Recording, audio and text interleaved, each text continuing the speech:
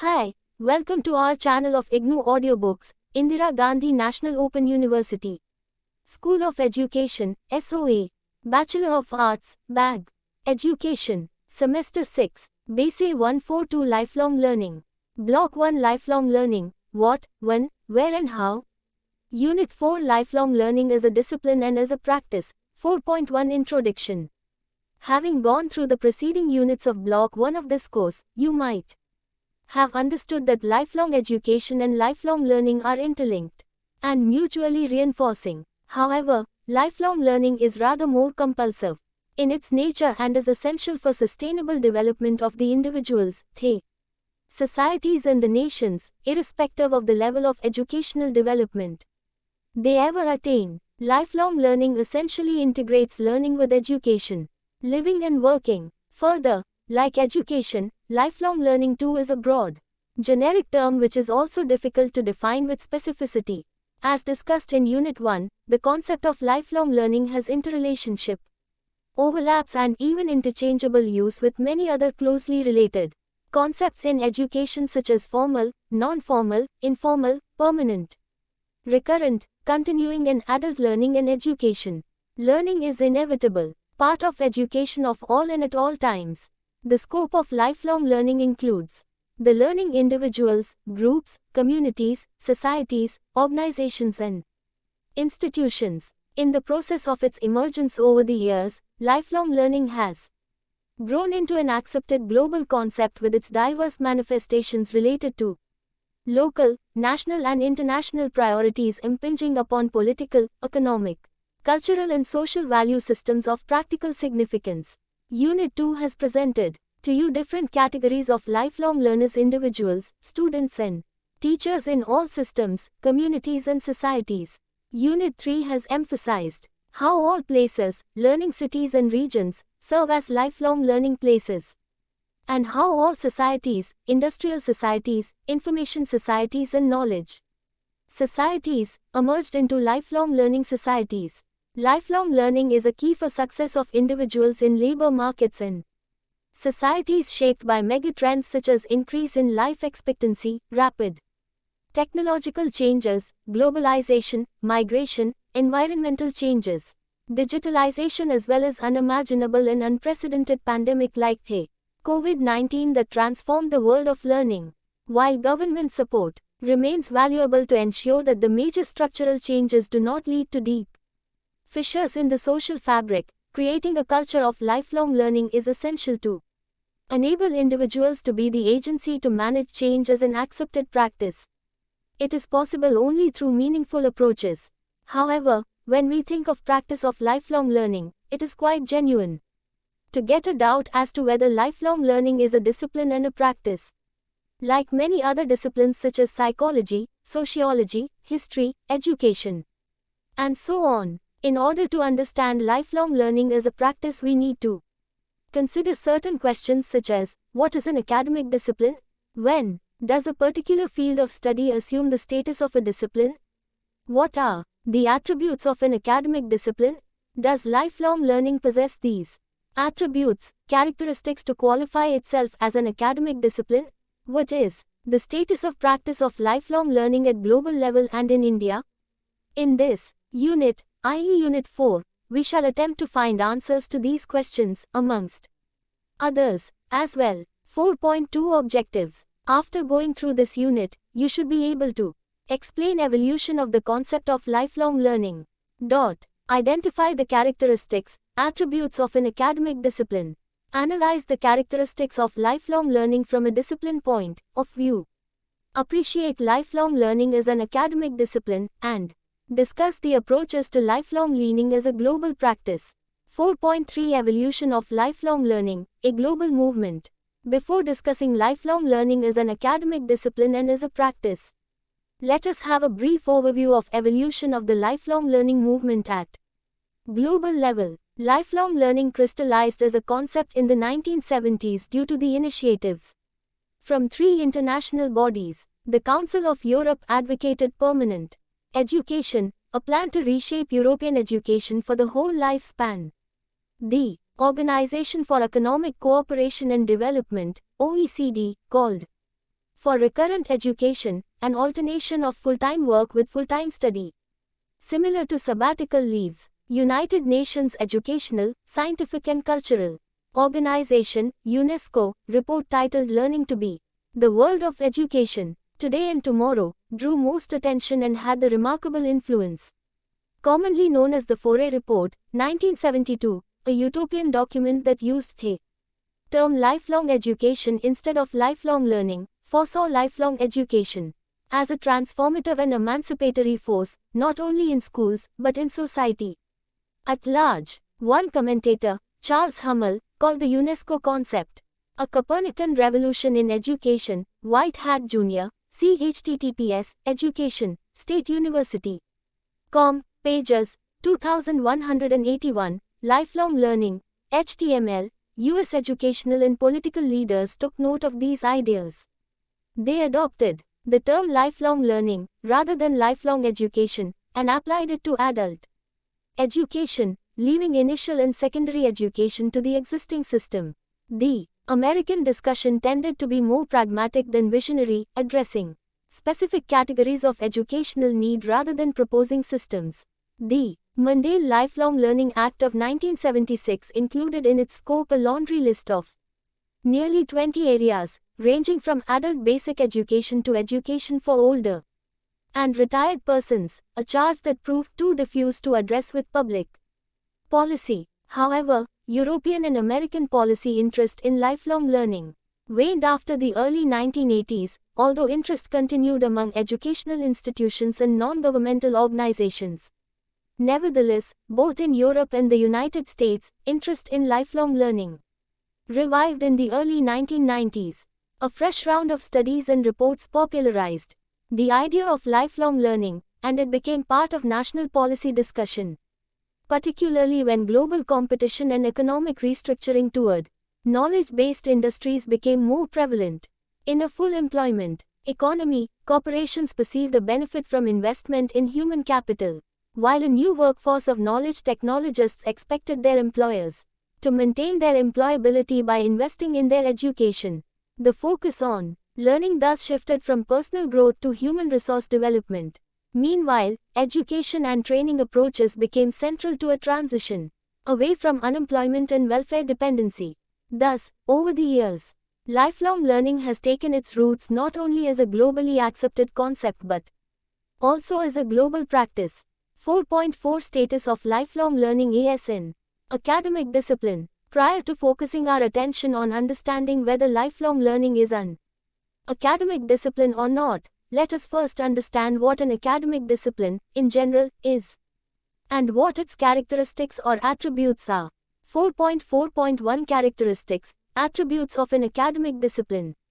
Our purpose here is not to go into the etymological details of the word discipline, which has many meanings. From the academic point of view, a discipline is a branch of knowledge, teaching, typically studied in higher education. Oxford English Dictionary defines discipline as a branch of learning or scholarly instruction. According to Collins Dictionary, a discipline is a particular area of study, especially a subject of study in a college or a university.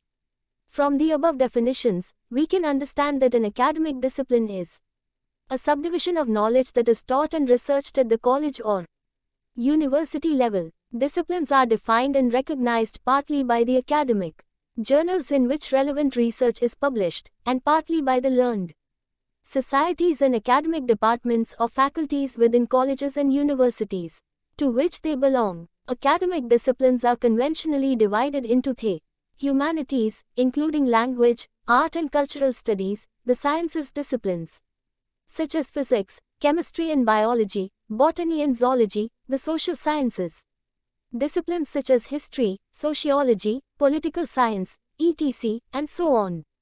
As we all know, the individuals who are associated with particular academic discipline are commonly called as experts or specialists in that field. With the above understanding of the concept of a discipline, let us try to crystallize some important attributes of it. According to Krishnan, 2009, c. https www.insidehigher.com, blogs, technology and learning, 6 attributes academic discipline, Following are the attributes or characteristics of an academic discipline. 1. Discipline has a particular object of research, though the object of research may be shared with another discipline. 2. Discipline has a body of accumulated specialist knowledge referring to the object of research, which is specific to that discipline and not generally shared with another discipline. 3. Discipline has theories and concepts that can organize the accumulated specialist knowledge and the research requirements effectively. 4. Discipline uses specific terminologies or a specific technical language adjusted to their research object. 5. Discipline has specific research methods developed according to its specific needs. 6. Discipline has some institutional manifestation in the form of respective academic departments teaching the subjects at universities or colleges, and professional associations connected to it. Let us now relate these characteristics or attributes of a discipline to lifelong learning, so as to understand its status as an academic discipline. Here, it is essential to understand how academic disciplines are organized in higher education, then the place of lifelong learning in higher education structure. 4.4.2 Disciplines and the structure of higher education. Influence in the academic profession is derived from disciplinary foundations. A hierarchical structure of authority is not possible in colleges and universities, given the autonomy and expert status of faculty with respect to disciplinary activities. Consequently, the structure of higher education is an associational one based on influence and persuasion. Interaction between the professor and the institution is in many ways shaped by the professor's disciplinary affiliation. This condition results from faculty members having their primary allegiance to a discipline and not to an institution. Disciplines have conscious goals, which are often synonymous with the goals of the departments and schools, and each of them comprises an institutional operating unit. https education stateuniversity.com/pages/1723/academic-disciplines.html. We know that the colleges and universities are typically organized around clusters of like disciplines that have some cognitive rationale for being grouped together. The seat of power for decisions on faculty promotion, tenure, and, to some extent, support for research and academic work, lies in the academic department. Thus, discipline is an important basis for determining university structure becomes clear. In institutions placing lesser emphasis on research and in institutions more oriented toward teaching, the faculty may adopt more of a local or institutional orientation than a cosmopolitan or disciplinary orientation. In these institutions, faculty performance and recognition may be based on institutional, as opposed to disciplinary, structures. Therefore, the strength of discipline influence on organizational structure in research institutions, liberal arts colleges, and community colleges, for example, can be expected to vary. IBID, any field of study defined as academic discipline, provides the framework for a student's program of a college or a university. Training in particular, discipline results in a system of orderly behavior recognized as characteristic of the discipline. Such behaviors are manifested in scholars' approaches to understanding and investigating new knowledge, ways of working, and perspectives of the world around them. Janice Baer and Thomas Lodall, 1976, have described disciplinary fields as providing the structure of knowledge in which faculty members are trained and socialized, carry out tasks of teaching, research, and administration, and produce research and educational output. Disciplinary worlds are considered separate and distinct cultures that exert varying influence on scholarly behaviors as well as on the structure of higher education. https education.stateuniversity.com/pages/1723/academic-disciplines.html. As we are teaching this course to you as a part of bachelor's degree program of IGNOU, a national university, do you still have any doubt about the status of lifelong learning as an academic discipline? You should not have, and dispel them now if you have any. Further, you can find masters in lifelong learning programs on offer by a few central and state universities in India, as well as by universities abroad. Moreover, there is adequate literature in the form of course materials, books, journals, encyclopedias, etc. dealing with lifelong learning. Lifelong learning thus possesses all the distinctive attributes of an academic discipline. It is further important for you to note that there exist departments of adult education, departments of continuing education, departments of lifelong learning and extension, and so on in the colleges and universities. These departments offer courses in their respective fields of study, disciplines like adult education, continuing education, lifelong learning, and so on. Further, if there are faculty involved in teaching and research in these fields of study, the same are deemed to have assumed the status of respective academic disciplines. However, it is equally important to note that such a status does accrue to any academic discipline only after it becomes an established practice teaching and research over the years. 4.4.3 Path for establishing a field of study as a distinctive discipline. Zukas and Malcolm, 2005, rightly point out, first adult education, and now lifelong learning, has expended a lot of energy in establishing and defending itself as a distinctive field of study and practice. As far as adult education is concerned, historically, this attempt has focused on the demarcation of adult education, its difference from other areas of education in terms of students, purposes and practices. This understandable assertion of identity has strongly supported the establishment of distinctive academic and policy apparatus, such as organizations, institutes, journals, inspectorates, and so on. However, exploration of the significance of disciplinary diversity to adult education has been somewhat neglected in favor of pursuit of the perceived common good. As per policy developments in the context of higher education, and learning and skills sector, LSS, then in the UK, adult education was a distinctive field of pedagogic practice across post-compulsory education and training. At global level, the locations and changing allegiances of adult education and lifelong learning in relation to disciplines have far-reaching implications for their establishment as fields of practice and research. Contemporary policy and educational discourse in higher education rely on the artificial dichotomies between disciplinary and pedagogic identity, and between research and teaching, as forms of knowledge production and knowledge dissemination. However, in order to strengthen the interconnections among research, disciplinary knowledge, and pedagogic knowledge, much more can be done by demonstrating their correlation and the identities of experts in adult education and lifelong learning. 4.4 Reconstructing the diversity of discipline and practice.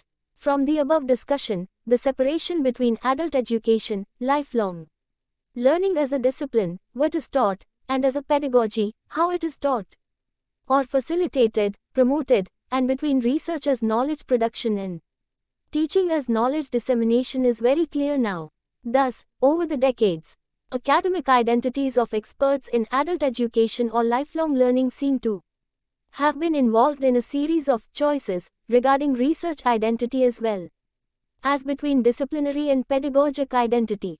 It can therefore be asserted that adult education or lifelong learning is a special function of an academic discipline, having a wide range of interrelationship with many other disciplines.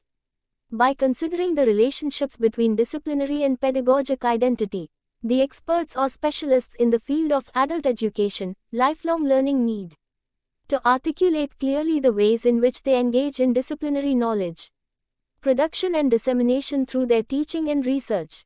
In other words, it is to be emphatically demonstrated that teaching, pedagogic practice, cannot be separated, generalized, from knowledge production, research, for establishing the status of an academic discipline such as adult education or lifelong learning. Through your study of this course, i.e. Base 142, you might have noticed that there is sizable literature in the form of books, journals, reports, encyclopedias, etc. in the field of lifelong learning. Further, in the past few decades, adult education, lifelong learning have found their due place in higher education in India and abroad in the form of departments of adult continuing education and extension, DACEs, which have been currently renamed as the Departments of Lifelong Learning and Extension, DLLEs, in many universities. These departments accordingly have been offering courses, programs of study in adult education, lifelong learning, mostly at postgraduate and research degree levels. As a result, there is no doubt to categorically state that adult education, then, and lifelong learning, at present have acquired the status of academic disciplines and fields of practice across the globe. 4.5 Approaches to lifelong learning. A global practice. As we know, lifelong learning contributes to the development of skills, abilities, and talents of individuals throughout life. Lifelong learning is a comprehensive approach which includes and integrates the components of living, learning, and working. Lifelong learning has become an inseparable integral aspect of individuals' lives dependent upon many factors, biological, social and environmental, and changing local, national and global market situations, including evolving technologies. At the G8 Economic Summit held in Cologne in 1999, the heads of states of the 8 major democracies who took part in it issued a joint charter of aims and ambitions for lifelong learning. They emphasized that the economies and societies are increasingly becoming knowledge-based. Education and skills have become indispensable to achieving economic success, civic responsibility, and social cohesion. Mainstream economic analysis has highlighted increased levels of primary and secondary education as a key driver of long-term economic growth. At the individual level, the knowledge and skills workers acquire through education and training make them more productive. For business, educated and highly skilled workers foster productivity gains and technological change through either innovation or imitation of processes developed elsewhere. At the societal level, education expansion helps build social and institutional capital, which has a strong impact on the investment climate and growth. It also helps in building social trust, developing participatory societies, strengthening the rule of law, and supporting good governance. UNESCO, 2016, see https://n, wikipedia.org, wiki, lifelong_learning #in practice.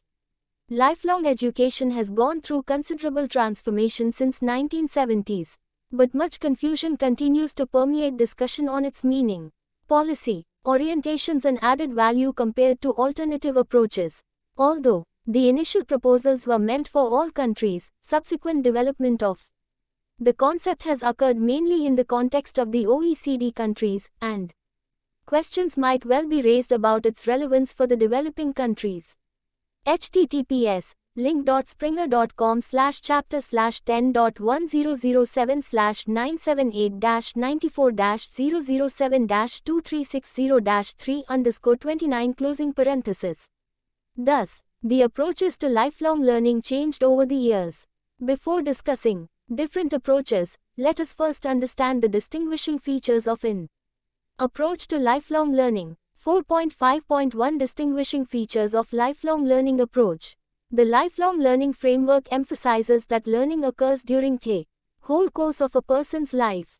Formal education contributes to learning as do the non-formal and informal settings of home, the workplace, the community, and society at large. The key features of lifelong learning approach. https www.oecd.org/officialdocuments/public display document PDF, code equals deal sir.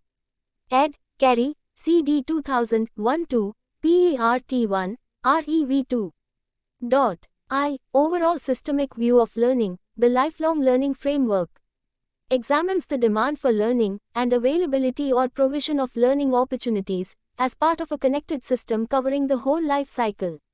It emphasizes that all learning, formal, non-formal and informal, should be recognized and integrated into the system.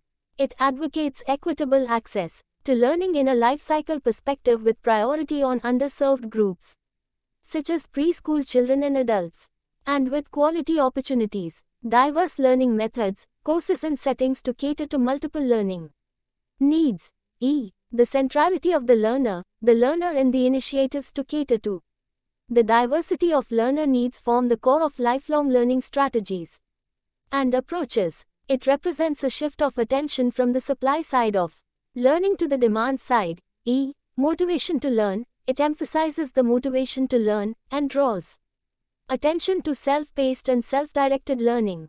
This requires fundamental changes in curriculum and pedagogy. IV. Balanced view of multiple objectives of education policy. Different objectives relate to economic, social and cultural outcomes, to personal development, to citizenship and so on. It recognizes that at the individual level the priorities among these objectives may change over the course of an individual's lifetime, and that each objective has to be taken into consideration in policy development. V. Beyond a single ministry. Lifelong learning policy coordination involves many partners. The scope of operations is very vast. No competing approach is truly systemic and all are sector specific. It calls for greater harmony across the sectors. Now, let us attempt to understand the approaches of World Bank and OECD countries to lifelong learning. 4.5.2 World Bank Approach to Lifelong Learning.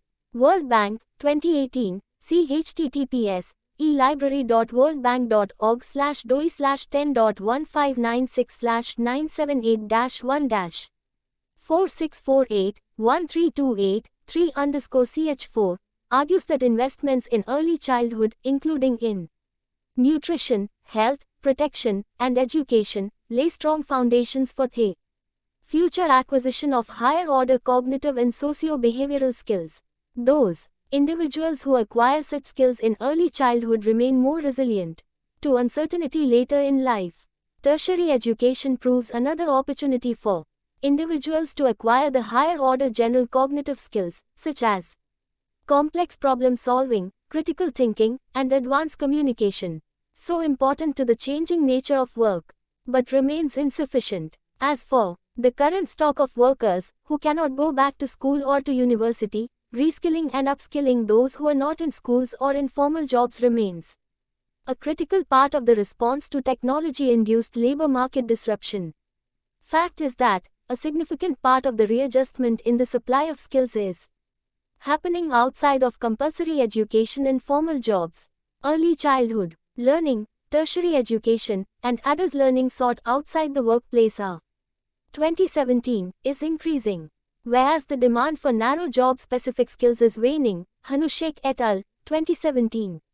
Meanwhile, the skills associated with adaptability, i.e. combination of cognitive and socio-behavioral skills, are increasingly in demand.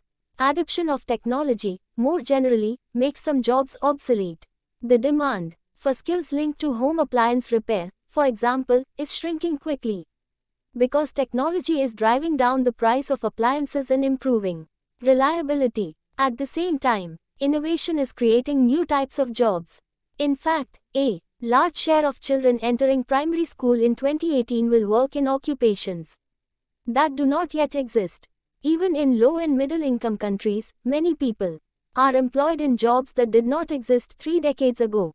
India has nearly 4 million app developers, Uganda has over 400,000 internationally certified organic farmers, and China has 100,000 data labelers. World Bank, 2018.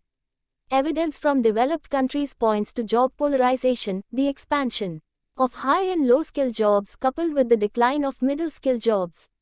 The demand for workers who can undertake non-routine cognitive tasks, such as high-skilled research, is increasing.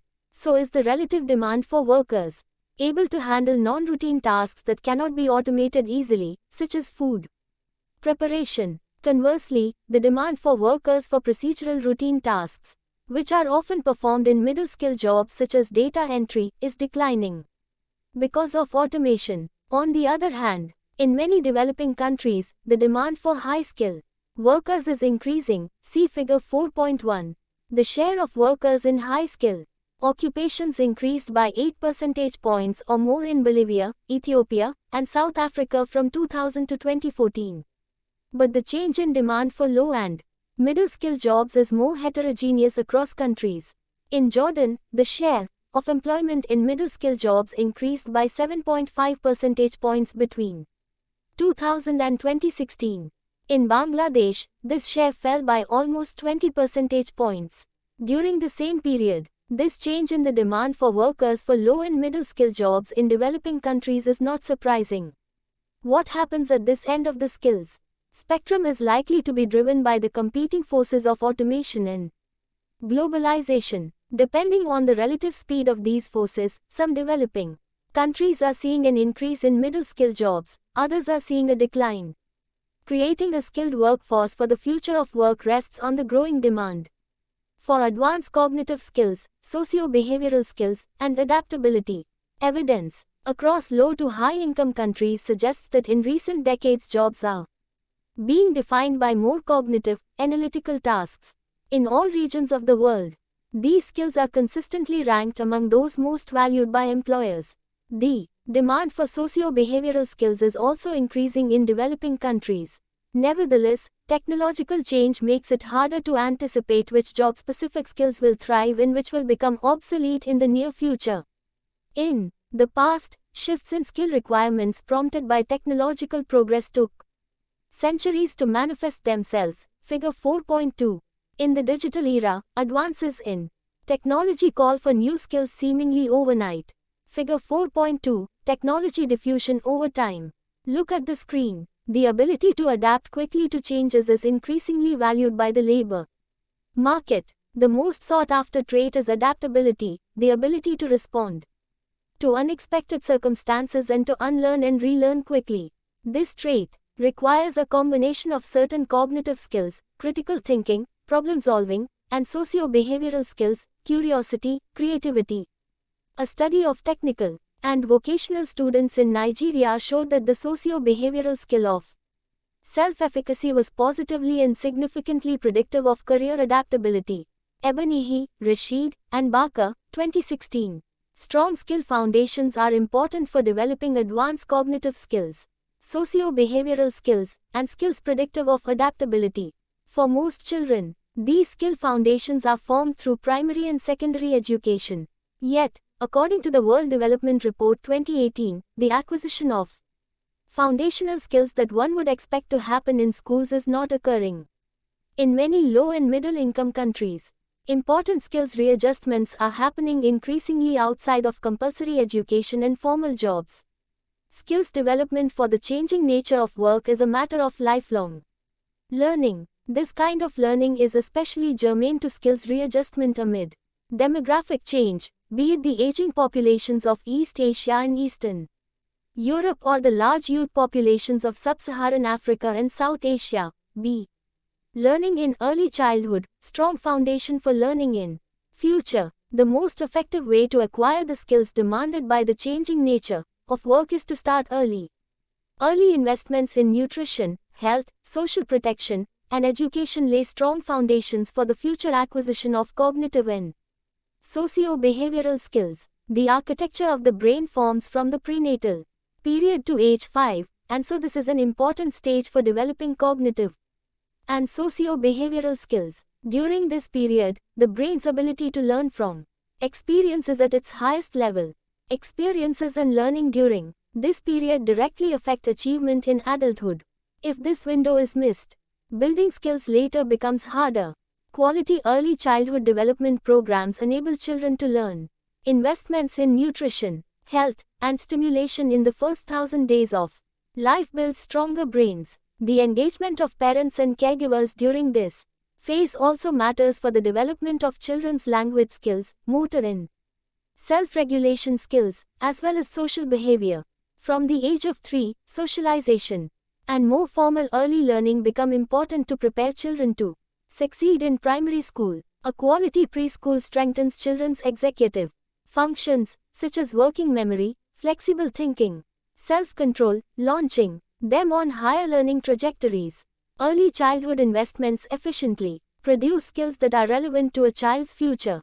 However, poor quality early childhood development programs are associated with disappointing results in children's language development, cognitive skills, and sociability. World Bank 2018. Early childhood investments efficiently produce skills that are relevant to a child's future and also increase equity. For children exposed to poverty and other adverse conditions, quality early childhood programs increase adult competence, reduce violent behavior and social inhibition, and foster growth in the subsequent generation. However, children from poor families are the least likely to attend early childhood development programs, UNESCO, 2015, page .59. Mentioned in World Bank, 2018. Effective pathways to early childhood development are available. In some places, community-based playgroups have produced consistently positive low-cost results. In Indonesia, a playgroup program positively affected children's language, socio-behavioral, and cognitive skills. Children from disadvantaged backgrounds benefited more in both the short and long term. Brinkman et al., 2017. In Tonga, organizing playgroups for children up to age 5 significantly improved their early grade reading skills. Research has also uncovered several concrete ways to increase take-up of early childhood development investments. Cash transfers that support early childhood development for the poorest children have succeeded in various contexts. Such programs have reduced stunting, fostered language development, and improved socio-behavioral skills among children. Integrated approaches that combine health, nutrition, and stimulation investments have also been highly effective. World Bank, 2018, c. Tertiary education returns and demand for lifelong learning. The global average private return to tertiary education is 16%. Sacharopoulos and Petrinos, 2018. But such a return is not high for everyone. It depends on a range of factors that include the quality of the provider, the composition of the student population, and the availability of jobs. Saavedra, 2009. The return also varies dramatically depending on the specialization. Ferreira, et al., 2017. The changing nature of work makes tertiary education more attractive in 3 ways. First, technology and integration have increased the demand for higher-order general cognitive skills, such as complex problem-solving, critical thinking, and advanced communication, that are transferable across jobs, but cannot be acquired through schooling alone. The rising demand for these skills has enhanced the wage premiums of tertiary graduates, while reducing the demand for less educated workers. Second, tertiary education increases the demand for lifelong learning. Workers are expected to have multiple careers, not just multiple jobs over their lifetime. Tertiary education, with its wide array of course offerings and flexible delivery models such as online learning and open universities, meets this growing demand. Third, tertiary education, especially universities, becomes more attractive in the changing world of work by serving as a platform for innovation. Nevertheless, the relevance of tertiary education systems for the future of work depends on how well they deliver on these 3 fronts. Increasingly, skills acquisition is a continuum, not a finite, unchangeable path. Flexibility is increased by ensuring that when students open the door to one pathway, the doors to other pathways do not close irrevocably. The relative returns to general and vocational education are changing in unpredictable ways, and most economies continue to demand both. Technological progress tends to lower the demand for certain occupation-specific skills, making certain vocational degrees obsolete. It also leads to a higher depreciation of narrow job-specific skills compared with general skills. Yet vocational training continues to be pursued by many students. Vocational training meets the immediate demand for technical skills, enables faster education to work transitions for some, and alleviates pressure on the university system. 3 factors make flexibility between the general and technical tracks imperative for the changing nature of work. First, the combination of general and technical skills is becoming highly valued. Second, even technical jobs seem to be requiring more and more intensive higher-order general skills, implying that this type of skills acquisition should be accessible before and during one's working life. Third, people trained in narrow vocational skills would benefit from opportunities to gain new skills. Research evidence indicates that employers rank socio-behavioral skills on par or above technical qualifications and credentials, and considered a lack of socio-behavioral skills as at least as problematic as a lack of technical skills. World Bank, 2018, d. Adult learning outside the workplace. Worldwide, more than 2.1 billion working-age adults, ages 15-64, have low reading proficiency. In sub-Saharan Africa, nearly 61% of workers are not proficient in reading. In Latin America and the Caribbean, this share is 44%. In India, only 24% of 18 to 37-year-olds who drop out of school before completing the primary level can read. Kaffenberger and Pritchett, 2017. A low-quality education also may lead to poor literacy skills. Figure 4.5. In Bolivia, Ghana, and Kenya, more than 40% of 19 to 20-year-olds within upper secondary education score below the basic literacy level, compared with only 3% in Vietnam. World Bank, 2018. Further, as the nature of work changes, some workers are caught in the crosshairs of ongoing disruptions in the skills required. Adult learning then becomes an important channel for readjusting skills to fit in the future of work, but it would benefit from a serious design rethink. Adult learning programs come in many different forms.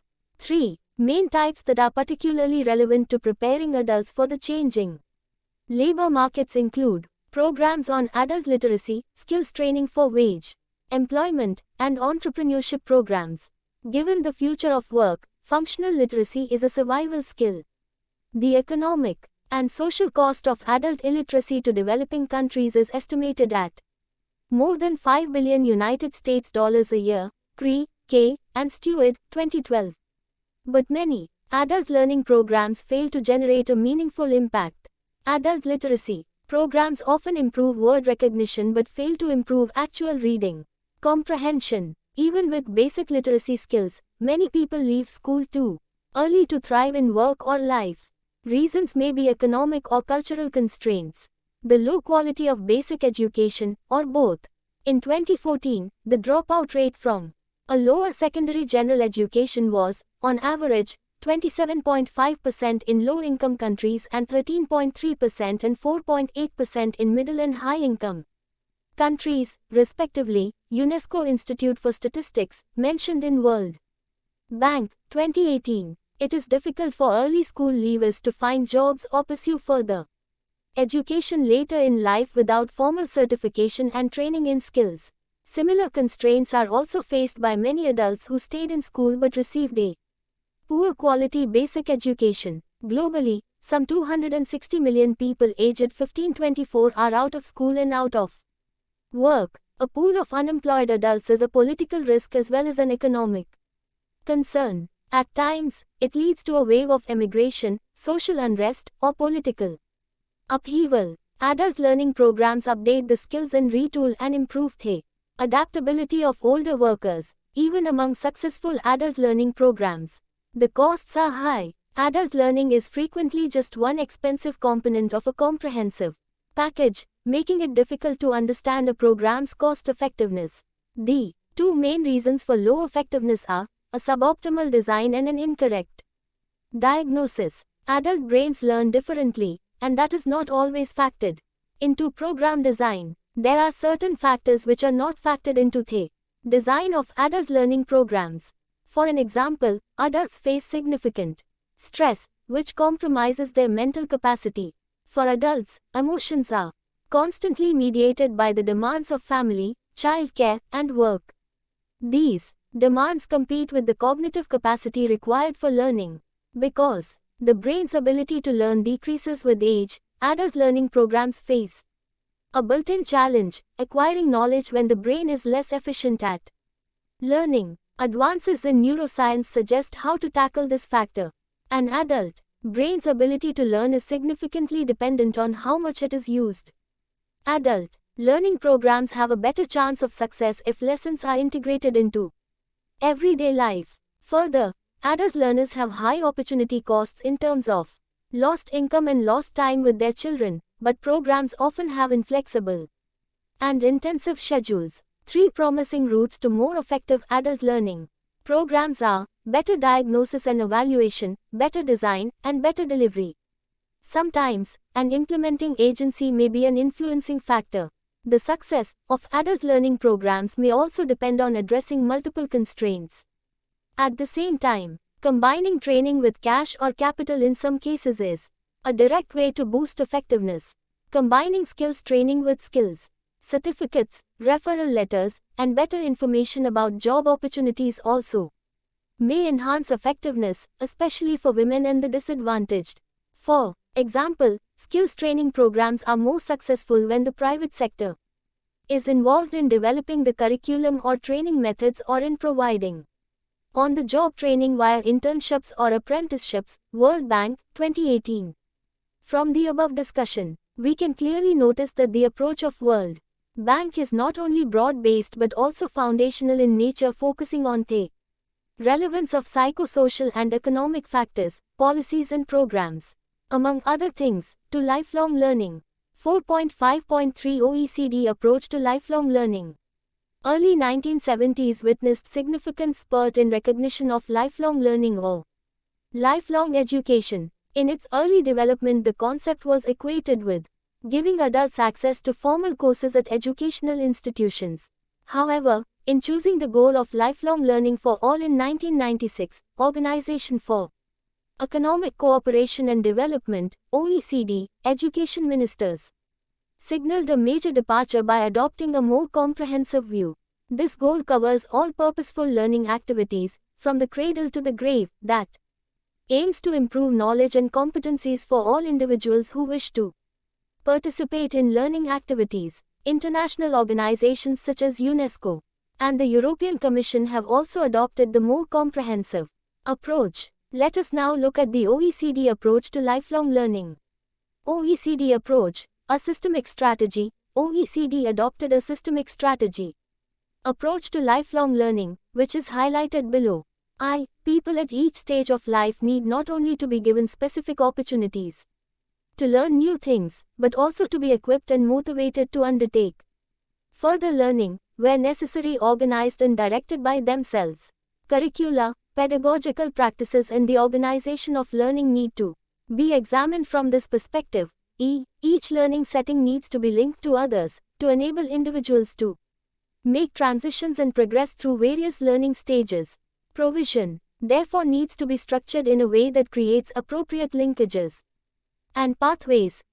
Resources for education cannot be looked at only in the context of separate sectors of formal provision. The lifelong learning approach raises questions about whether the distribution of education and training resources is optimal in promoting an individual's engagement in learning over the lifetime, and addresses resources for informal as well as formal learning. No single ministry has a monopoly of interest in lifelong learning. The approach requires a high level of coordination for developing and implementing policy. Thus, the 1990s cradle-to-grave vision of lifelong learning is substantially broader than the notions of adult education or recurrent education that previously shaped the debate on education policy. A new OECD report, OECD Skills Outlook 2021, Learning for Life, c. https://news/oecd-skills-outlook-2021-rings-alarm-bells-on-adult learning-uptake/closing parenthesis lays greater emphasis on skills and rings alarm bells on adult learning uptake. Not only is participation in lifelong learning insufficient due to a varying set of reasons, but the current pandemic made it even more difficult to pursue any type of training. Countries must step up their efforts to enable people to continue learning throughout their lives to navigate a rapidly changing world of work shaped by globalization and the consequences of the COVID-19 pandemic. It says that public policies should play a key role in facilitating effective and inclusive lifelong learning, but much remains to be done. 4.6 Lifelong learning in practice. As we are aware, subsequent to the adoption of the 2030 Agenda for Sustainable Development, lifelong learning has become the overarching concept and vision. For education, Sustainable Development Goal, SDG, 4 calls on countries to ensure inclusive and equitable quality education and promote lifelong learning opportunities for all, while promoting lifelong learning to achieve a sustainable future constitutes a goal in itself. It is also a requirement for realizing many of the other SDGs. An established fact is that, as we receive more schooling opportunities, improve and access to well-paying jobs increase. Education is thus the great equalizer, as the American educational reformer, Horace Mann wrote in 1848, our earnings rise and earnings differentials fall. In this way, education contributes to equality. Throughout the 20th century, education raised earnings and equalized opportunities. Nevertheless, in the 21st century, educational expansion is contributing to income inequality. Higher levels of education throughout the world are contributing to earnings inequality. Demand for skills is outpacing supply, thus maintaining the earnings advantage of the highly educated. Technology, automation and artificial intelligence all raise the demand for schooling, but technology also makes certain skills obsolete, while putting a premium on other skills and raises the overall demand for skills. This is leading to a race between education and technology, and, today, the ability of workers to compete is handicapped by the poor performance of education systems in most countries. At the same time, there is demand. The returns to schooling are high in most developing countries, and growing skill premiums are evident in much of the world. Harry A. Patrinos, see https blogs.worldbank.org/education, lifelong learning. Further, as we can notice clearly, our societies are rapidly changing because of environmental, scientific and technological transformations. There is growing impact of globalization on all dimensions of life, including culture and education. Emergence of new players in the world economy has intensified competition. Many countries are turning production towards high value added and knowledge-intensive products and services which require high-level skilled labor force. Today's depressed economic environment and challenged workforce have dramatically increased the needs and demands of learners to retool their capabilities, acquire new competences and align knowledge to the emerging new economy to avoid being laid off. At the same time, leaders within traditional education institutions, colleges and universities, are aggressively seeking new sources of revenues to counteract current budgeting shortfalls. The early 21st century began the age of education globalization with local education institutions continuing their expansion efforts both within and outside the national area, in an attempt to meet growing market demand.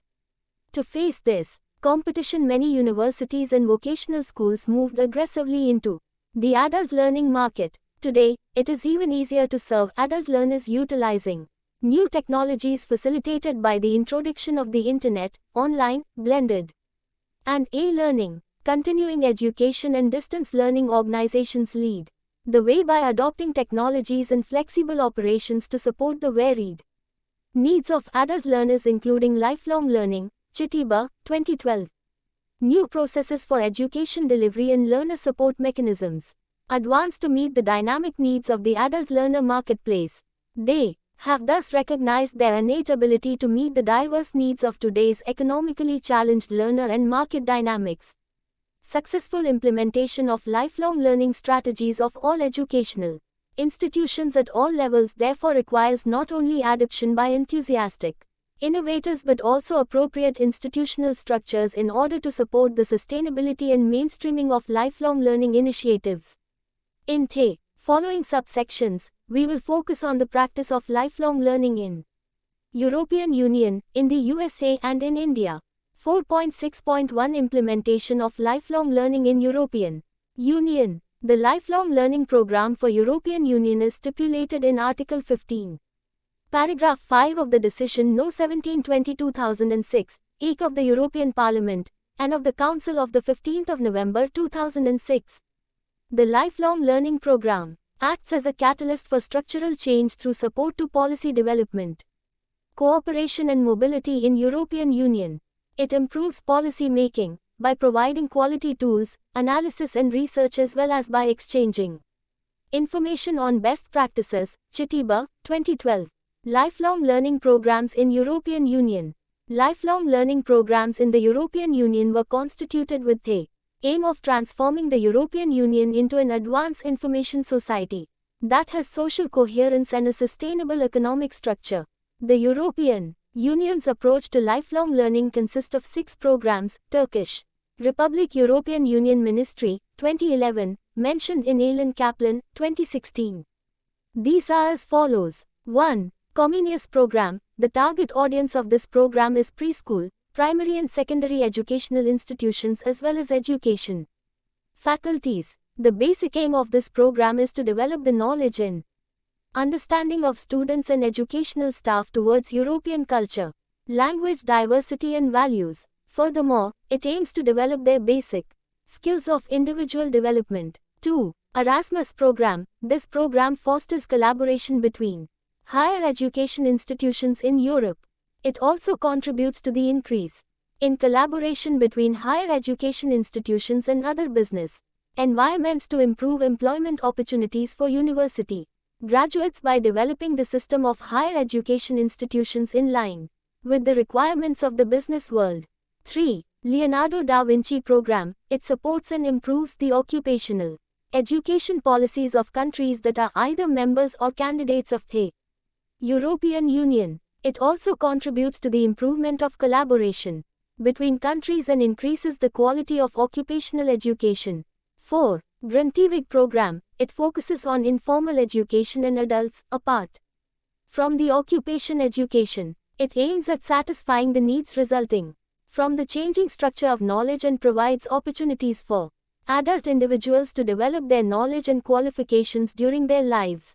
5. Program with common subject. This program was generally constituted to support the quality and recognition of the education systems of countries that are members or candidates of the European Union in domains including activities of 2 or more sub-programs. 6. Jean Monnet program. This program was constituted to encourage instruction, research and intellectual activities in European integration studies and supports the presence of institutions that focus on the topic of European integration. The lifelong learning programs of the European Union are shaped based on topics such as occupational education, collaboration, supporting educational institutions and foundations, training, qualified manpower, opportunities for employment and coherence to the European Union. 4.6.2 Lifelong learning in the USA. The US system of education has 3 levels of formal education: elementary, secondary, and post-secondary. Secondary, or high school, graduates who elect to continue their education have a range of post-secondary options: Tate, Klein-Collins, and Steinberg, 2011. Technical or vocational institutions which may offer certificates or degrees. 2-year community or junior colleges which offer both the first 2 years of a standard 4-year college curriculum as well as terminal or transferable 2-year associate's degrees and or terminal career in technical certificates and degrees. 4-year colleges or universities. Today, the economy of the United States is requiring a more highly skilled and educated workforce. However, the need for greater levels of educational participation by adults already in the workforce comes at a time when states and the nation are severely challenged by budget deficits and are looking for ways to trim education costs, not enhance them. Hence, promising practices in lifelong learning are replicated and brought to scale to meet ambitious degree completion goals in the challenging times. Focuses on enrolling more people in education programs and credential learning that may have already occurred outside of the formal educational structure. More creative use of public funding for education, innovative design and delivery of programs to make them more adult-friendly in terms of scheduling and structure and to keep students engaged and committed to degree completion assumed greater importance in order to promote lifelong learning. More and more jobs today are requiring some post-secondary education, particularly those jobs with potential for advancement to higher level, higher paying positions. This new reality has inspired colleges and universities to design programs that help adults of all skill levels access post-secondary learning, whether the goal be a 4-year degree, a 1-year certificate, better wages, or long-term employability. In some cases, this has meant designing learning programs along a progression, such as bridge programs and career ladder pathways programs. The credit hour. The vast majority of post-secondary institutions offer degrees based upon the credit hour.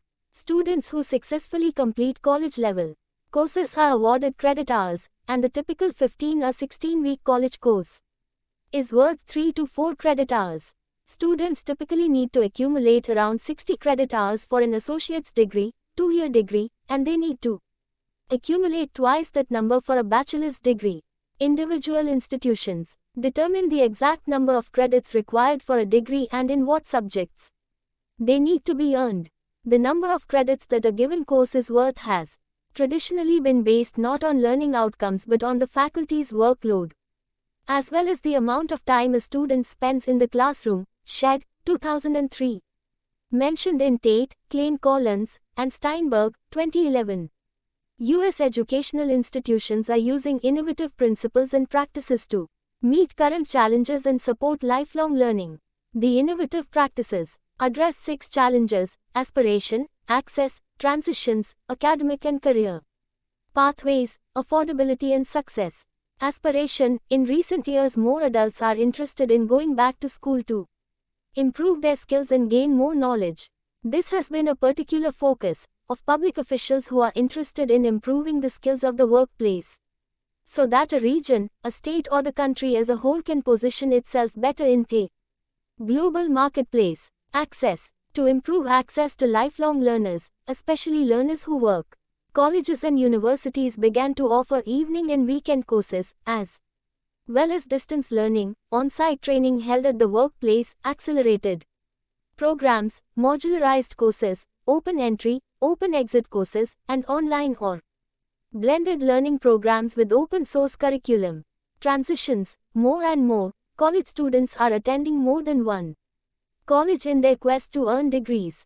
The most recent study of student mobility found that almost 65% of students attended more than one institution, and 26% attended more than 2. Adelman, 2006, mentioned in Tate, Klein Collins, and Steinberg, 2011.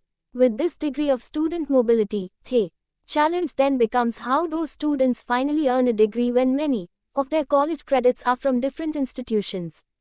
Typically, each institution has its own distinct policies regarding which transfer credits and how many can count toward a degree. Innovative solutions to this problem include statewide articulation and transfer policies, awarding credit for prior learning, degree completion institutions, credit transfer support services, and competency-based programs, awarding credit for other learning, prior learning assessment. Removing barriers to credit transfer is a great benefit to lifelong learners, but even more is needed for students who have acquired learning from non-credit programs.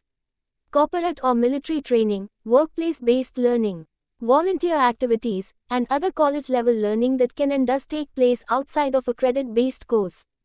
Prior learning assessments, PLA, measure what a student has learned outside of the college classroom. Institutions can determine what the student knows through a variety of different assessment methods, and then evaluate whether that learning is college-level and how many college credits are equivalent to that learning. PLA includes methods such as individualized student portfolios, evaluation of corporate and military training for college credit, program evaluations of non-credit instruction that award credit for those who achieve recognized proficiencies or equate that learning with specific for credit courses at an institution, customized exams, also called challenge exams, and standardized exams such as Advanced Placement Examination Program, AP exams, and College-Level Examination Program exams, CLEP exams. Tate, Klein Collins, and Steinberg, 2011. The challenge for students, however, is that PLA is not universally available. Such credits are often accepted in limited ways, and the PLA credits are not often accepted in or for transfer. Affordability: the cost of post-secondary education in the U.S. is a significant barrier for many adults who would like to earn a degree or certificate. The out-of-pocket costs often exceed available grant aid, causing many students to take on debt in order to go to school. Success: there has been a strong emphasis on strategies to improve student success, including initiatives that help more adults stay engaged in learning, finish degree programs, and reduce the time they need to earn a post-secondary degree or credential. Through different innovations discussed above, colleges, universities, and other educational providers have recognized the growing need to serve adult learners better, and this new attention has resulted in a great number of innovations to improve adult interest in learning and degree completion, expand access to learning opportunities, provide educational pathways to better careers and higher levels of learning, recognize learning, no matter the source, make opportunities affordable, and help more students finish what they started. In the context of lifelong learning, all the innovations discussed above are helpful to improve the educational attainment of all U.S. citizens. 4.6.3 Lifelong learning programs in India. The importance of lifelong learning, lifelong education has been repeatedly stressed in several educational policy documents and discourses in India. Report of the Education Commission, 1964-66, observed that education does not end with schooling but is a lifelong process.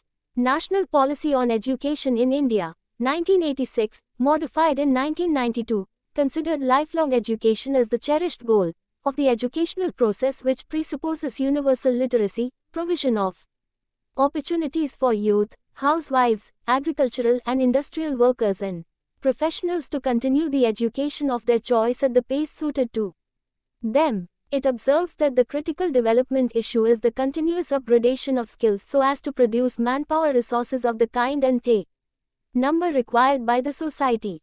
Although these policies were translated into practice and a number of lifelong learning programs were implemented by governmental, non-governmental organizations and universities in the country, during the last 3 decades, the bulk of the programs continued to focus on adult literacy and continuing education, mainly due to the massive number of non-literates, 300.14 million, and new literates, 110 millions, as estimated by the National Literacy Mission, NLM. Literacy Facts at a Glance, 2007. With the formulation of the 11th Five-Year Plan, 2007 to 2012, the Government of India put forward the idea of expanding the scope of the continuing education program by developing it as Lifelong Education and Awareness Program, LEAP. This may be partly influenced by the global discourse on lifelong learning and partly due to the socio-economic changes taking place within and outside the country. UGC, https://www.ach.ac.pdf/ziplanpdf/lifelong.pdf. A. UGC support to lifelong learning programs.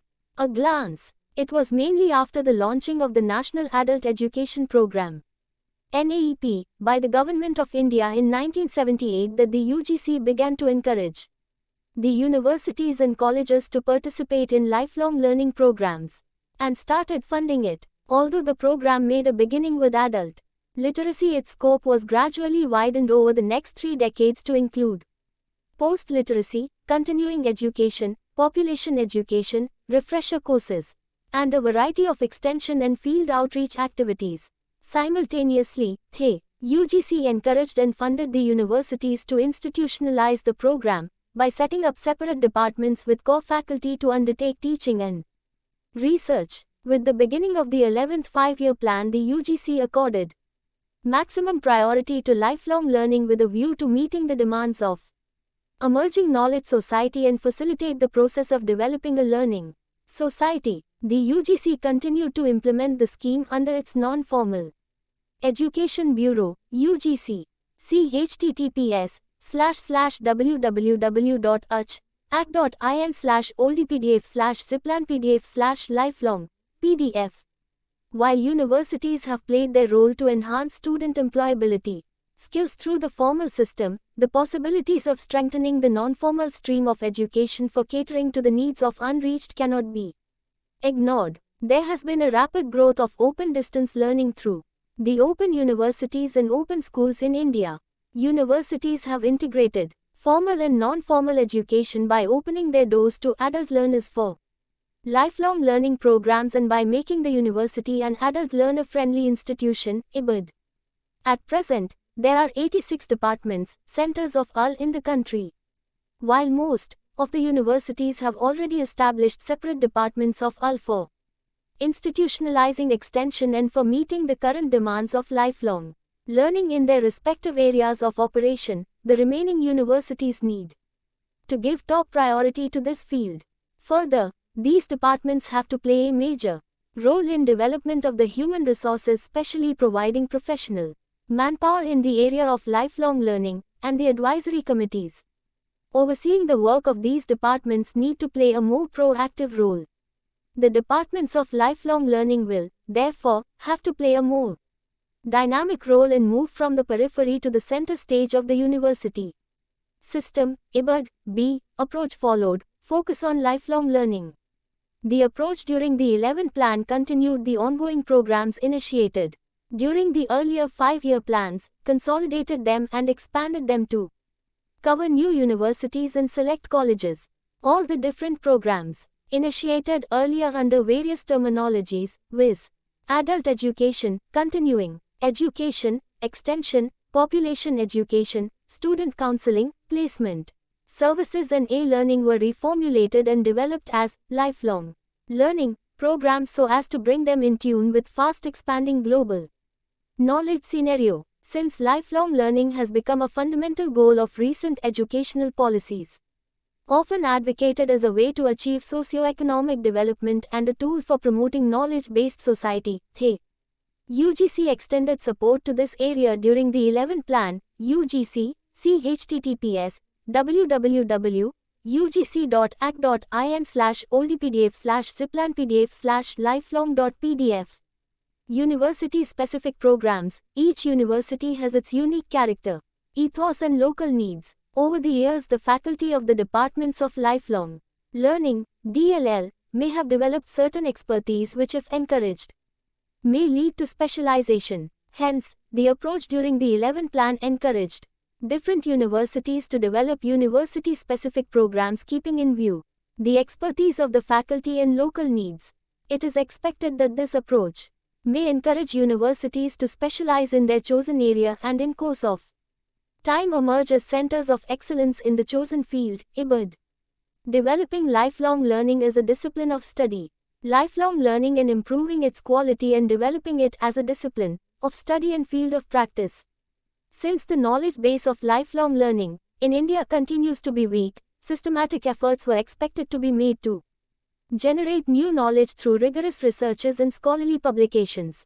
In this regard, the University Departments of Lifelong Learning, DLLs, were expected to collaborate with government departments and NGOs, offer or implement programs and strive to link theory to practice and vice versa, and focus on generating knowledge and bringing out publications which are essential functions of universities. IBAD. Expansion of the program. During the 11th plan, concerted attempts were made to expand the program beyond the existing 86 universities by covering at least 50% of the universities in the country. The proposals for establishing new departments of lifelong learning were therefore sought from the interested universities. IBAD. Strengthening the departments. Lifelong learning, lifelong education has been considered as an important indicator of a learning society and recognized as an important program by the Government of India. In the promotion of lifelong learning, universities and colleges have an important role to play. During the 11th plan, efforts were made to strengthen all the existing university DLLs to have a minimum core faculty of 4 members. IBAD. Introduction of programs in the colleges, apart from the universities. Select colleges were also encouraged to implement a program. The first priority was to introduce the program in the 100 districts with low literacy among the scheduled castes and the scheduled tribes identified by the National Literacy Mission of the Government of India. Broadly, the colleges are expected to undertake the following activities. IBAD. 1. Involve students in the spread of literacy. 2. Impart soft skills including computer literacy and English speaking skills to students. 3. Organize lifelong learning programs in consultation with the JAN, Shikshan Sansthanas or the university departments of UL. 2 lecturers, 1 male and 1 female in the college was designated as program coordinators and given some honorarium. The UGC made provision for recurring and non-recurring grants to the selected colleges. The interested colleges were encouraged to submit proposals in the pro forma to the UGC directly. Creation of centers of excellence, with a view to encourage excellence and specialization. It was also proposed to designate some of the departments of are as centers of excellence and given liberal grants during the 11th plan to take up special programs in the area of specialization, IBD. National Professorship and Fellowships. During the 11th plan, national professorships and fellowships in lifelong learning were proposed to be instituted with a view to encourage eminent scholars to pursue their research and publications and expand the knowledge base, which are sine qua non for developing the discipline of lifelong learning, IBD. In spite of all the above efforts, and even contrary to the above, 12th Five-Year Plan, 2012 to 2017, revealed that education system faced serious challenges in many fronts. To cite a few, expansion of education and its reach remained unsatisfactory. India's gross enrollment ratio, GER, of 16% was much below the world average of 27%, as well as that of other emerging countries such as China, 26%, and Brazil, 36%, in 2010. There was drastic fall in standards and excellence in education. There was 40% and 35% faculty shortage in state and central universities, respectively. The performance of 62% of universities was average and 90% of colleges were below average in 2010, on the basis of their NAAC accreditation. India's relative citation impact on research and other publications were half the world average. Further, issues of equity continued to persist. Disparity in the GER of higher education across the states, rural, urban areas, communities and gender continued. Consequent efforts have led to formulation of National Education Policy 2020, which lays emphasis on lifelong learning with special focus on recognition of prior learning, National Skills Qualifications Framework, NSQF, in sync with National Higher Education Qualifications Framework, NHEQF, and achievement of the SDG 4 of Sustainable Development Agenda 2030. Country is now seized of implementing the policy in its true spirit. It can be hoped that the lifelong learning will take strong ground in India in the near future. In this section, we have provided you a clear idea of the practice of lifelong learning with broad reference to the practice in European Union, the USA and India. This is all intended to give you an understanding that the practice of lifelong learning varies from country to country, but all falling within the broad global approaches discussed in the preceding section. 4.7 Summary. In this unit we have presented to you the clear picture of the status of lifelong learning as an irreversible global movement, as an established academic discipline and as a global practice. Further, we have highlighted how lifelong learning gets influenced by the demand and supply shifts in the global markets, with special reference to the range of skills required at different levels and in varying sectors. We have also discussed how learning in early childhood lays strong foundation for learning in future, what is the extent of demand for and returns of tertiary education, and how adult learning occurs outside the workplaces as well in the context of lifelong learning. We have also provided a brief overview of the practices of lifelong learning in European Union, the USA and India. We hope you have developed the comprehensive understanding of lifelong learning as an academic discipline and as a practice at global level. Thank you for watching. We will see you in the next video with the next chapter.